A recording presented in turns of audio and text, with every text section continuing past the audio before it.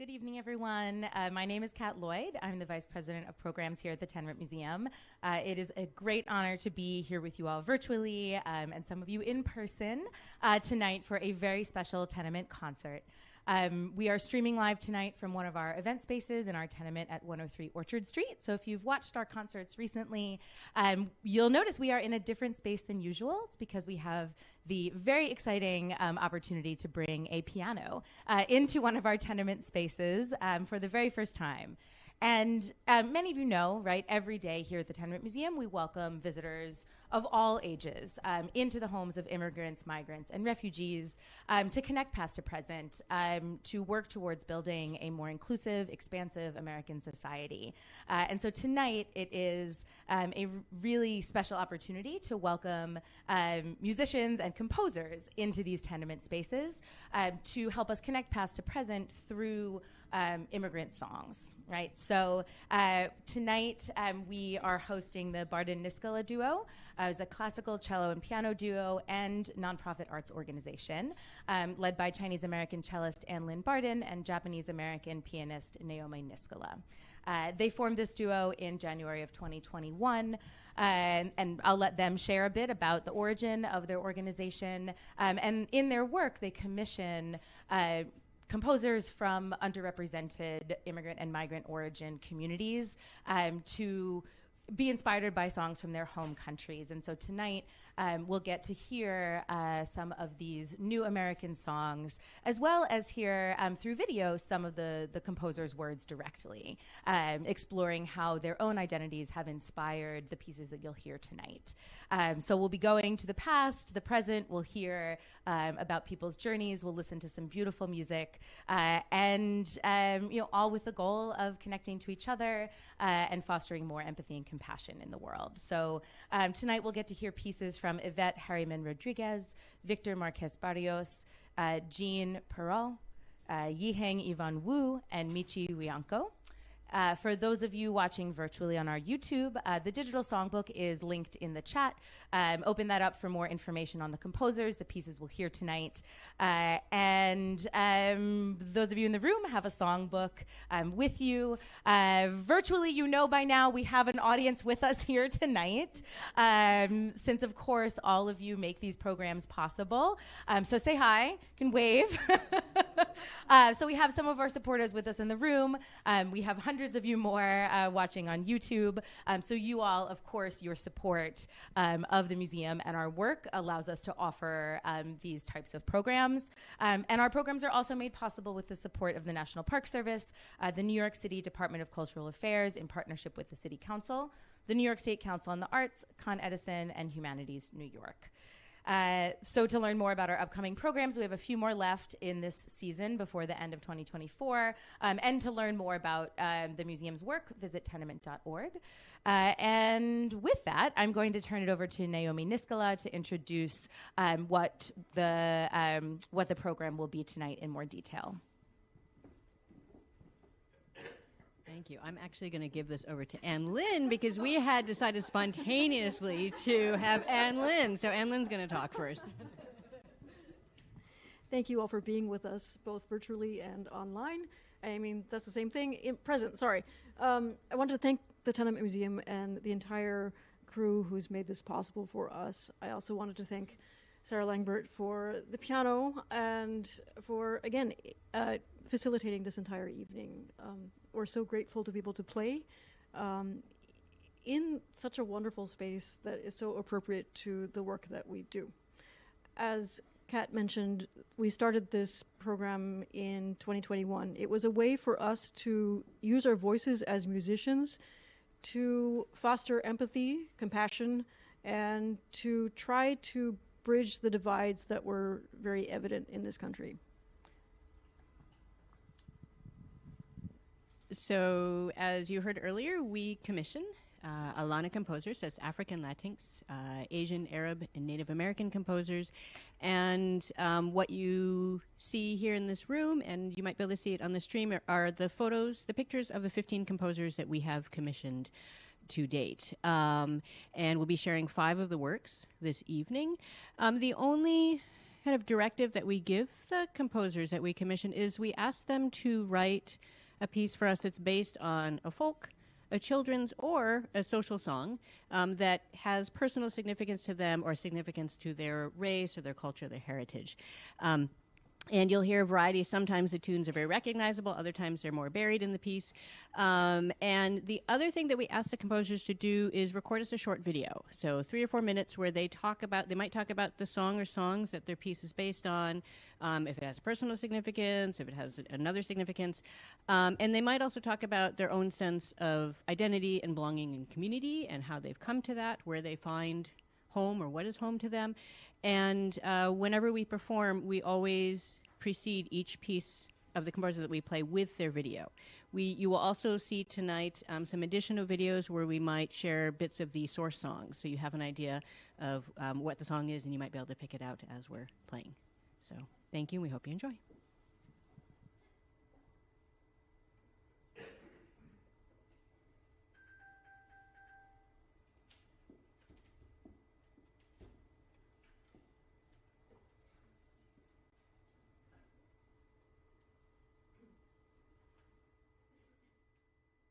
Hello, my name is Yvette, and I am the composer of Emigrado. When I think about identity in this country, I think about how I am often introduced as Cuban American. I was born in Cuba, and I lived there until I was 27 years old. That's really my country of birth and where I have memories and family. I came to the US to study. During that process, I had to apply to become a resident of the United States and adjust my status from student to resident. And once I did that, I became an immigrant in this country and an emigrant in Cuba. I live with that label and duality, Cuban American immigrant here and emigrant there. What this creates is a sense of living in an in-between space. And I think as creators, that's evocative. And I have definitely used that idea and those feelings of really not belonging fully to one place or the other. I did not find that I could quote a specific folk song from my childhood in Cuba. Many of the folk songs I learned back then were of Spanish origin, and I don't feel that resonates with my identity as I perceive it nowadays. So I decided to create my own folk music, folk melody and theme. While it is true that I have sometimes the feeling that I don't completely fit in here or in Cuba when I return, because we change with time and Cuba has changed as well, I can find a sense of belonging still through music making, through teaching, and through cooking Cuban food, or listening to music, or speaking with an accent. I'm very grateful to the duo Bardin and Niskala for this commission, and I'm grateful to all the composers that have contributed to this project, this beautiful idea, and I really hope you enjoy this piece. Thank you.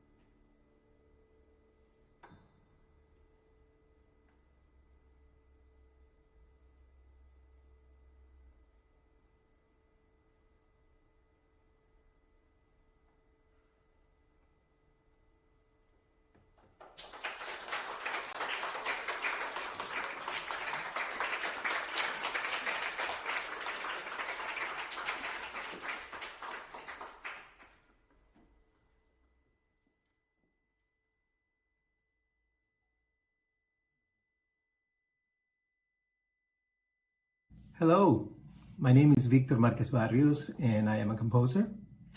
I am also an immigrant. I was born and raised in Venezuela and came here to the US nearly 20 years ago. Many of you might be aware, but over the last decade or so, many Venezuelans have left the country because of terrible living conditions, scarcity of basic items, high rates of crime, violent crime. When I say a lot of people have left the country, the estimates are about over 7 million people, which is about 25% of the country's population. So that gives you an idea. Most of these people live by land, many of them walking. And while many of them go to neighboring countries, there's also a significant amount that have come and continue to come to the US. Now, Venezuela is in South America, so you can imagine how many borders these caminantes, these walking families have to cross. They walk for days carrying the very few items they were able to take with them. And they have to go through, well, lots of challenges, including the Darien Gap, El Tapón del Darien, which is this area, this territory between Colombia and Panama, that is just a deadly jungle. There's no path. This is the point at which the Pan American Highway stops. It's interrupted because there's no way to build. They haven't been able to build a road through that area. And they just keep walking for days, and many of them, once they make it to Mexico, they climb on La Bestia, on the Beast, which is a freight train that migrants from Mexico and Central America have been using for decades. Now, it's called that because of how dangerous it is.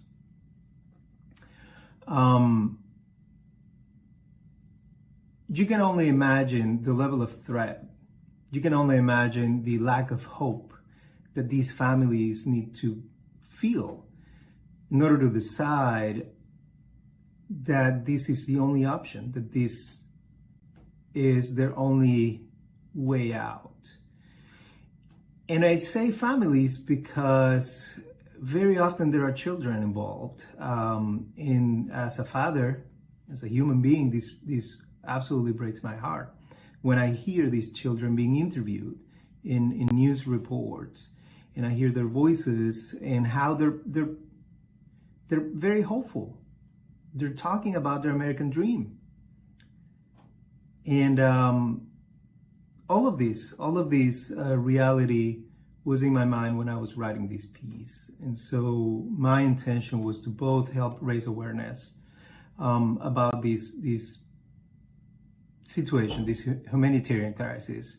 And also, I wanted to sing a song of hope. I wanted to provide a song of healing. I want to sing a lullaby to these children. And I try to do both in this piece to encourage them to keep dreaming and to let them know that there's better days ahead. Thanks, everybody. I hope you enjoyed La Bestia, the Train of Death.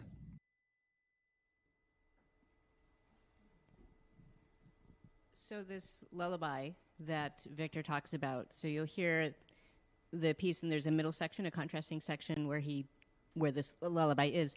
And we asked him to tell us a little bit more about the tune that it's based on. It's not so much a folk tune or a children's song, but it's a 4-note motif that holds a very special part, I think, in Victor's childhood. And so we asked him to send us another short video, so we hear from him again, where he will demonstrate the 4-note motif that you can listen for in the middle of the piece.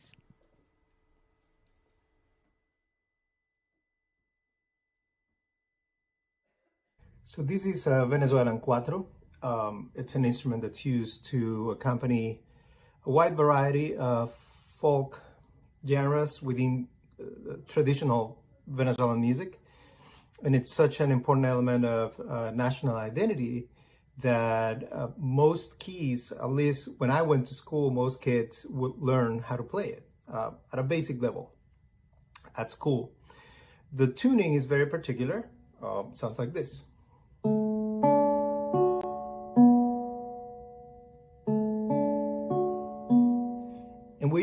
learn, there's words attached to it for us to remember it. So we say usually kambur pintong. And those 4 notes are the basis of the slow section in the middle of La Bestia, the Train of Death. It was my way to connect with that Venezuelan kid that's going through so much by perhaps looking back at some of the things that I remember from my childhood in Venezuela.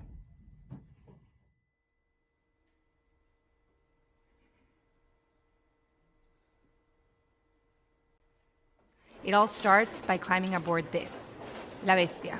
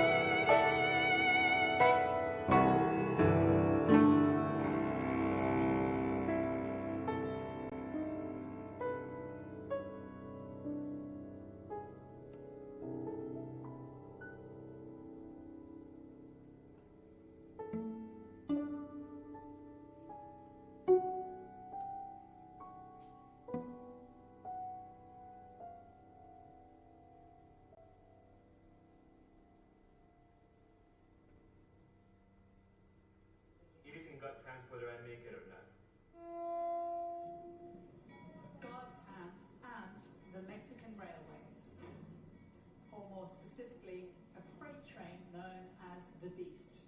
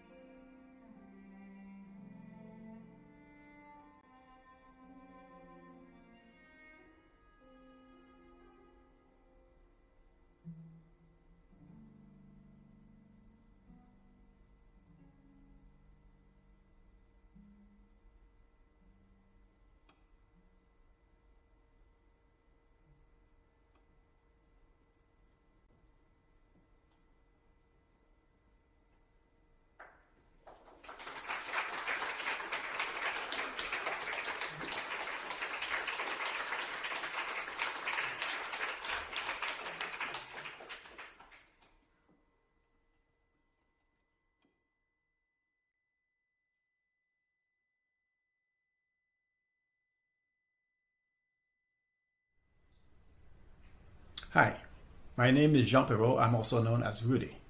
I was born in Port-au-Prince, Haiti, a country often tagged as the poorest country in the Western Hemisphere, with all of the negative connotations that accompany the statement, but left unsaid.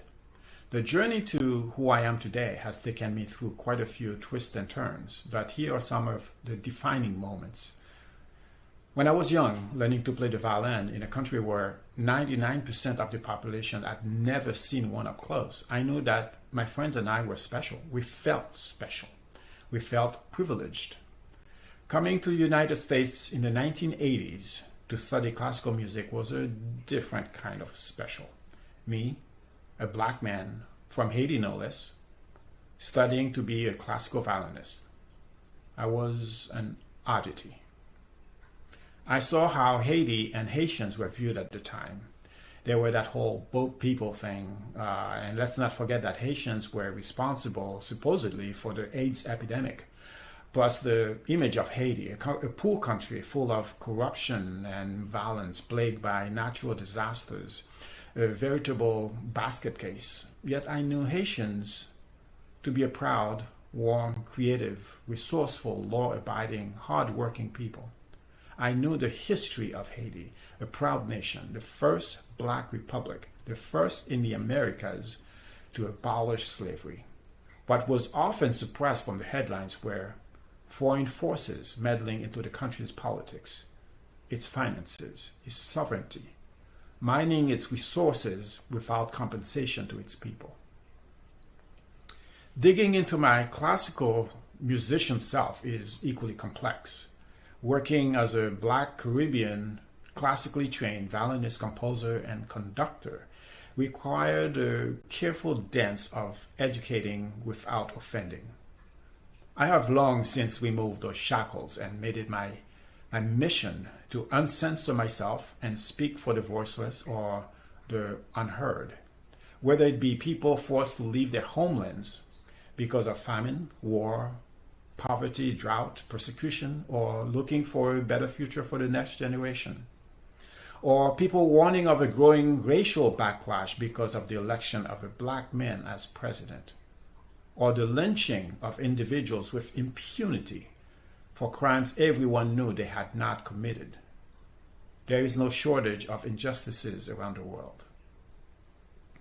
My next project for the Bardin Niskala duo is called Fallen. Fallen from grace, fallen out of favor, pushed aside, or knocked down. The piece will explore the lack of parity between the races.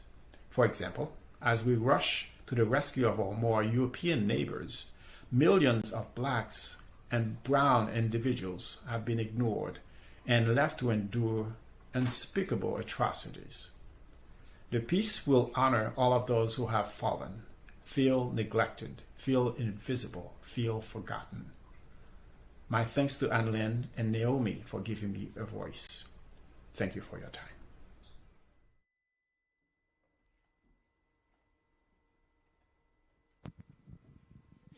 So in the middle of this, you will hear a short clip from actually a Vodou melody. It's called Azuli Malade, and it's about... so Azuli is a mother goddess figure, and in this case, she's singing about the illness in the land because of drought, and she's not able to support her children and people.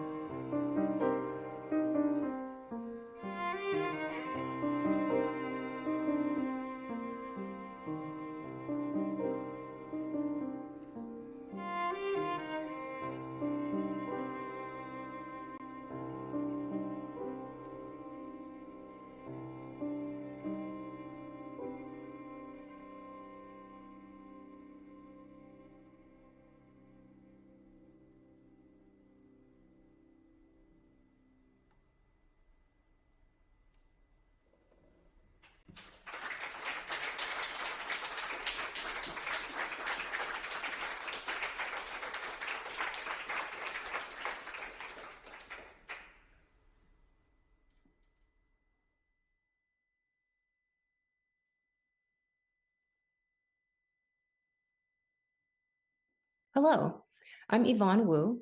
I'm a composer and assistant professor of music at the University of Colorado at Colorado Springs. I was very honored to have this opportunity to write for the Bardin Niskala duo. The piece I wrote is called Three Adaptations, and it kind of started an internal conversation. As an educator, I work to create a more inclusive classroom that welcomes students of all backgrounds. So I think a lot about identities and different levels of privilege. When I started working on this piece, I realized that I must tend to my own identities as well, which, like for many, is complicated. I was born in Taiwan, but grew up in Virginia. So I feel both culturally connected to and disconnected from Taiwan. I'm proficient in the language, yet I feel like an outsider to the way of life there. So this piece was a way to acknowledge this complex mix of affinity and distance that I feel for my homeland. Specifically, the prompt for the duo was to incorporate a Chinese folk song, a Japanese folk song, and a Taiwanese folk song, as these traditions reflect the ancestries of both members of the duo and me. So I chose one folk song from each culture, and they're each featured in their own movements, so there are 3 movements. And I took a different compositional approach in each movement to represent that mix of affinity and distance. I hope you enjoy the piece and the rest of the program from the Bardin Niskala duo. Thank you so much.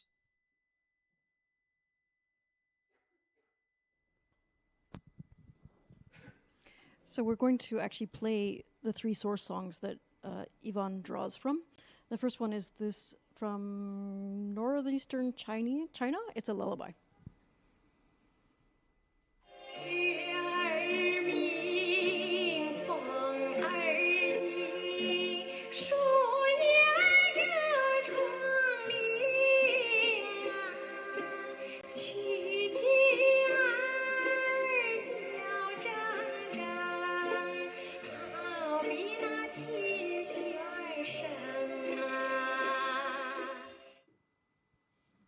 So I get to imitate a lot of the glissandi in the voice that you hear, as well as some of the percussion instruments. The next song is a Taiwanese song sung by a youth choir.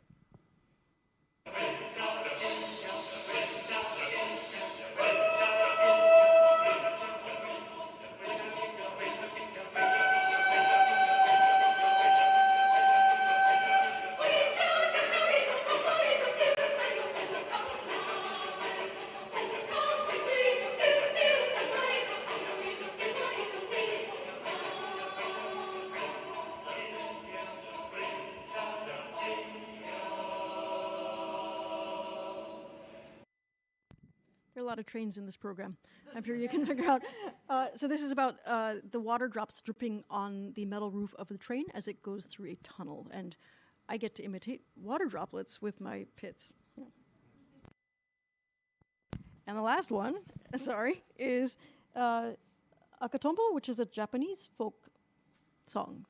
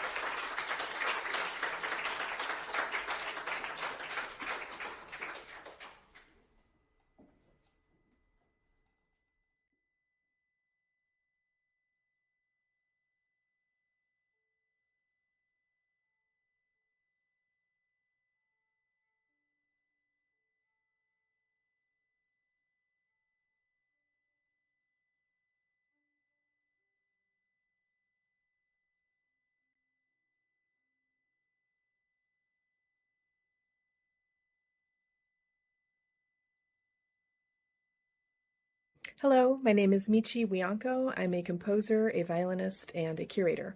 I'm originally from Southern California, but I went to school in Cleveland and then New York City, and now I'm based in Western Massachusetts with my family. When the Bardin and Niskala duo first approached me about creating a new work that had to do with my own personal identity, I was extremely excited about the idea.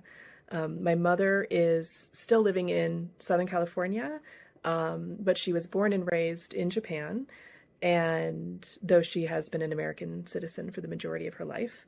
My father, who's now passed, was born and raised in a small rural town in Oklahoma with Polish heritage. So I identify as biracial and multiracial. I identify as an American and also a Japanese American. And growing up, there were many times when I felt quite confused and conflicted about my own identity, especially as someone who has personally experienced discrimination and racism, and also has experienced the benefits of white privilege.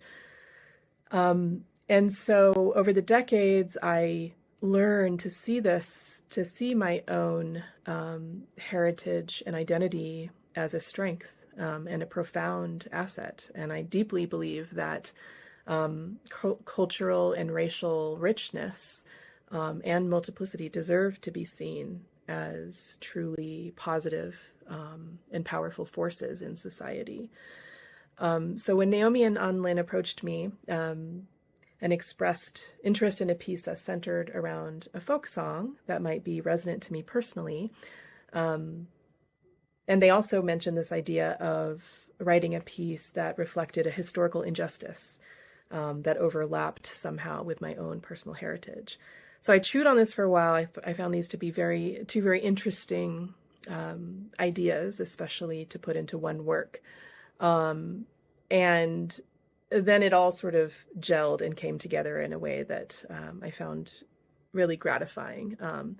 I've been wanting to write a piece for many years that cites the Japanese American internment camps. And just to give a bit of background on this, in 1942, a U.S. executive order was signed that forced the imprisonment of 110,000 Japanese people and people of Japanese descent, including elderly and families, children, and the sick, for the duration of the war.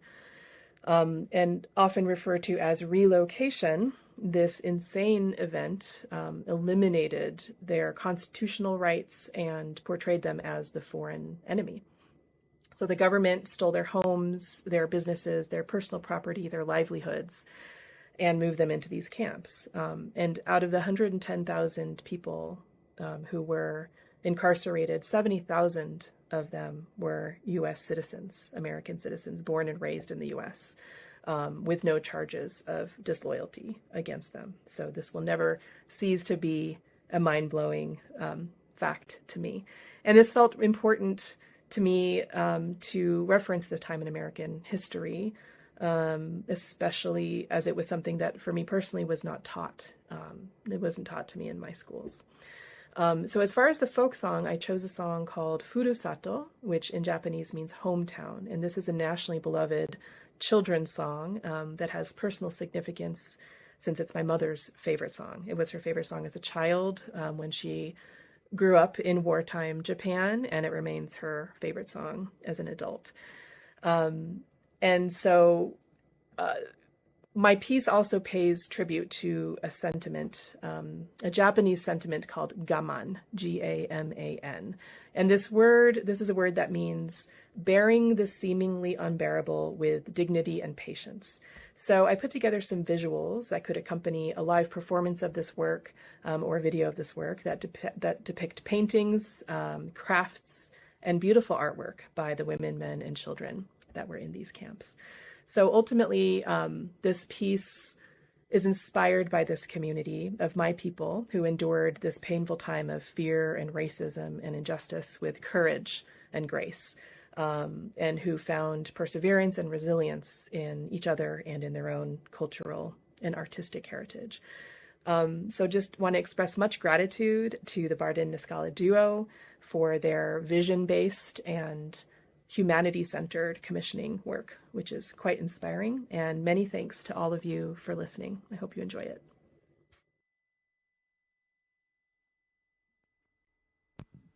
So we'll also share a short clip of the Furusato song that Michi talks about. うさぎ追い鹿の山こぶなつり鹿の川夢は今も巡りて忘れがたきふる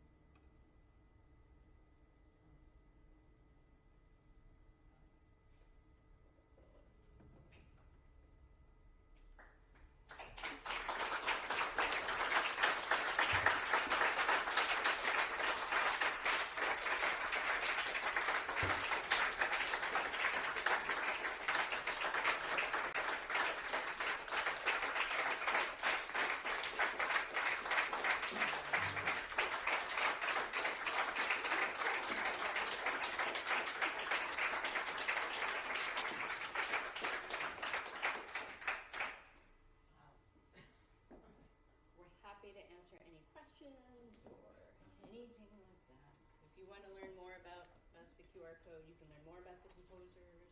We're saying we're happy to answer any questions.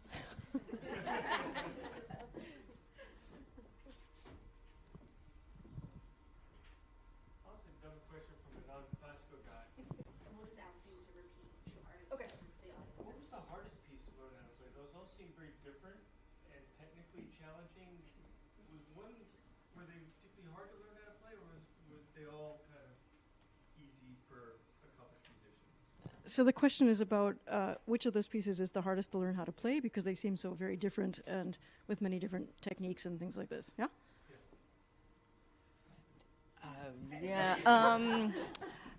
I think there's also, I think what's most difficult for us is the emotional part, right? So it's we always leave these programs and we just feel,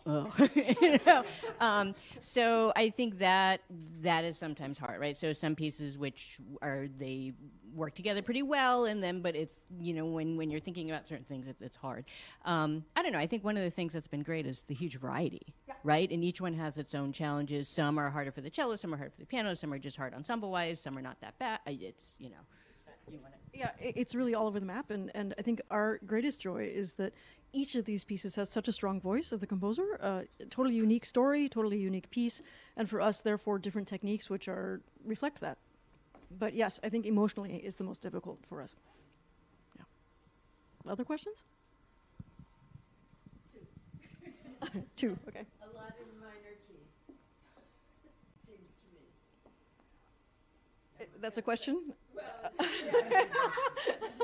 I hear a lot of minor key?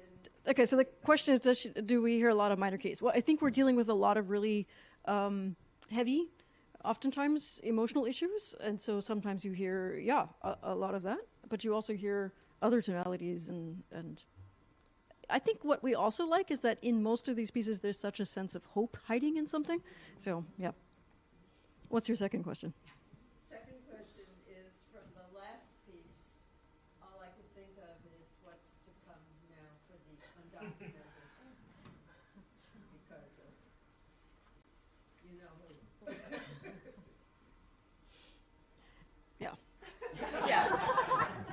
I mean, that's the history is repeating itself, right? I mean, so these are, and I think what's really interesting for us is, we take these programs to school kids as well. And one of the things, they may have read about these things, but to realize that, wow, here's something from, we have some pieces that deal with things from the 1860s, right? And to see composers still talk about them, 3-4 generations later, and they're still affected by this, right? So, but yes, I mean, things come back around. They do. I think that one of our goals is to bring these programs to schools so that the history books don't just become something that's dry and that you just read on the page, but that the music actually gives you an emotional access to it. Yeah. Slow thinker as I am, about halfway through the concert it dawned on me that this is a very appropriate venue to play music about immigration. Whole sequence of people and the countries they came from displayed in the bookstore. Okay, so the comment is about the fact that the Tenement Museum is a perfect venue to play pieces with immigrants. But I think Kat can address this. Yes. I'm gonna go around you, so I don't. Oh my goodness! And I'm gonna go around here. Okay, we're untangled. So yes, the question was, we're certainly just musing on the fact that this is an appropriate venue, and I was really just struck by your note, An-lin, about the emotional experience that we can feel through the music here, and that's what we try to do every day here at the museum, in sharing the stories of real people from the past, where sometimes we are sharing the story of a family from the 1860s, but when we're standing in their recreated kitchen talking about mothers and sons and daughters and fathers and the day-to-day, it helps us get a little bit closer to that emotional experience that isn't present often in the textbooks. So I'm really glad that we ended with that idea of what is possible when we can understand the emotional experience of being new to a place, or being, as we heard, sort of a multi-generational American of very complex identity, and how do we bring out those experiences through a variety of ways. So so important to have this performance tonight, to be inspired at how music can help us understand these experiences, and certainly that you bring this work to school children, right? That every day we have, I think we had like 80 fifth graders today at the museum experiencing these stories, many of whom are immigrants or the children of immigrants. So certainly your work, our work, is so connected and is so incredibly important right now. So thank you all so much for joining us tonight in the room. Thank you all for joining us virtually. Stay tuned for much more. We'll be sharing our winter-spring program series soon. We have some Christmas programming coming up. And thank you again so much for joining us, for sharing your incredible work and the work of these composers with us tonight.